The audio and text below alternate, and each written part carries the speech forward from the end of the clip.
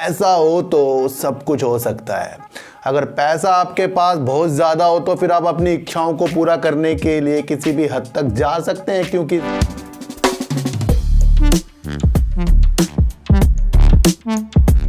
नमस्कार, आप देख रहे हैं डीप सर्च 6 और आज बात करेंगे कि राकेश झुनझुनवाला जी की वाइफ जिनका नाम रेखा झुनझुनवाला है, उन्होंने अपने पोर्टफोलियो में क्या चीज़ ऐड की है उसके बारे में बात करेंगे।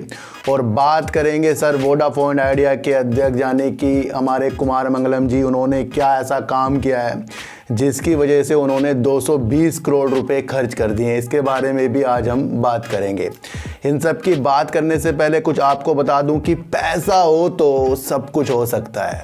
अगर पैसा आपके पास बहुत ज़्यादा हो तो फिर आप अपनी इच्छाओं को पूरा करने के लिए किसी भी हद तक जा सकते हैं, क्योंकि ज़िंदगी में अगर हमने पैसों का लुत्फ़ नहीं लिया, अगर हमारे पास हैं तो फिर हमने क्या किया ज़िंदगी में।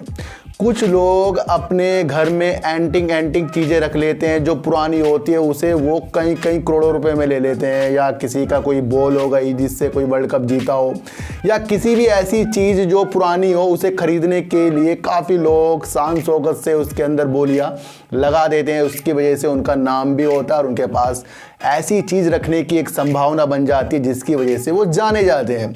तो यही एक कारण है कि हमारे कुमार मंगलम जी ने एक जो सौदा किया है, जो धेनुकर मार्ग में मुंबई में एक बंगला लिया है जिसके अंदर उन्होंने 220 करोड़ रुपए खर्च कर दिए हैं। और इस बंगले का कुल वर्ग जो है 19,000 वर्ग फुट का ये बंगला है, 2 मंजिली बंगला है।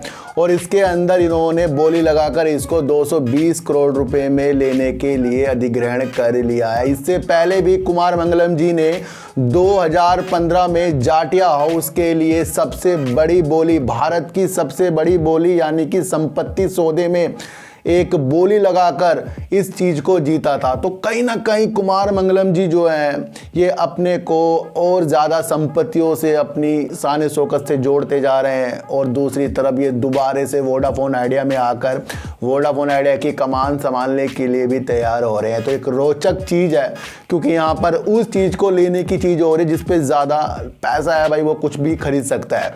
तो ऐसी नॉलेज भी हमें लेनी चाहिए कि भाई जो बड़े बड़े उद्योगपति होते हैं कुछ ऐसी प्रॉपर्टी ले लेते हैं जिसकी वजह से इनके जो न्यूज़ में नाम आ जाते हैं और इसकी वजह से इनकी शान और शौकत में बढ़ावत हो जाती है। जब हम बड़े बड़े लोगों की तरफ देखकर चलते हैं ना, तो इच्छा जागती है कि काश हमारे पास भी वो पैसा होता।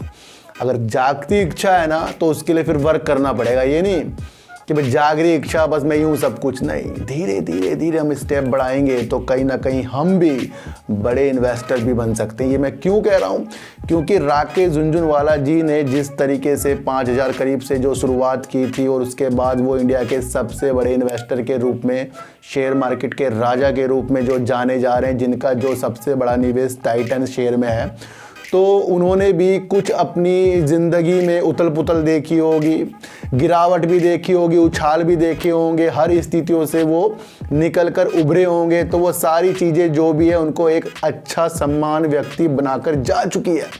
अब उनका जो पोर्टफोलियो उनकी पत्नी के पास आ गया, यानी कि रेखा झुनझुनवाला जी के पास आ गया है। अब वो उनकी सारी चीज़ों को देखती हैं और कुछ एडवाइज़र भी उन्होंने इस तरीके के रखे होंगे।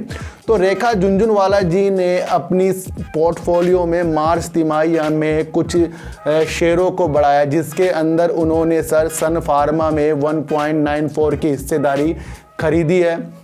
और उसके बाद राघव प्रोडक्टिविटी में 5.23% की हिस्सेदारी रेखा झुनझुनवाला जी ने ली है। और टाइटन में उन्होंने अपनी हिस्सेदारी को बढ़ाया, यानी कि टाइटन उनको हस्बैंड को भी सही लगता था, अब उनकी वाइफ को भी सही लग रहा है, यानी रेखा झुनझुनवाला जी को। इसलिए उन्होंने अपनी हिस्सेदारी को साथ साथ इस मार्च तिमाही में बढ़ा दिया है, जो बढ़कर अब करीब 5.29% हो गए, जो इससे पहले करीब 5.17% थी। तो ये 3 चीज़ों में मार्च तिमाही में रेखा झुनझुनवाला जी ने 2 होल्डिंग को अपनी पोर्टफोलियो में सजाया है और टाइटन में अपनी होल्डिंग को थोड़ा सा बढ़ाया है। सन फार्मा जो आपको पता है कि फार्मा से संबंधित एक शेयर है और आने वाला दिन जो मुझे लग रहा है थोड़ा फार्मा में उजाले लाकर भी दिखा सकता है। तो इस तरीके से बड़े बड़े लोग जिस चीज़ में निवेश करते हैं उसकी तरफ हमें एक इशारा मिल जाता है, भाई पैसा तो बनता है, पैसा तो बनता है, क्योंकि कुछ पैसों से काफ़ी पैसा जो इनके हस्बैंड बनाकर जा चुके हैं। अब उसी राह पर ये रेखा झुनझुनवाला जी पहले भी चलती थी, अब इनको ज़्यादा ध्यान रखना पड़ रहा है, क्योंकि अपनी संपत्ति को बढ़ाने के लिए हर एक कोई व्यक्ति काम करता है। बस हम जैसे जो निवेशक होते हैं, हमारी संपत्ति नहीं बढ़ती। क्यों? क्योंकि हमारे अंदर धैर्य नहीं होता, हमारे अंदर वो सोच नहीं है जो उनके ऊपर डेवलप हुई। लेकिन वो सोच भी जरूर बनेगी।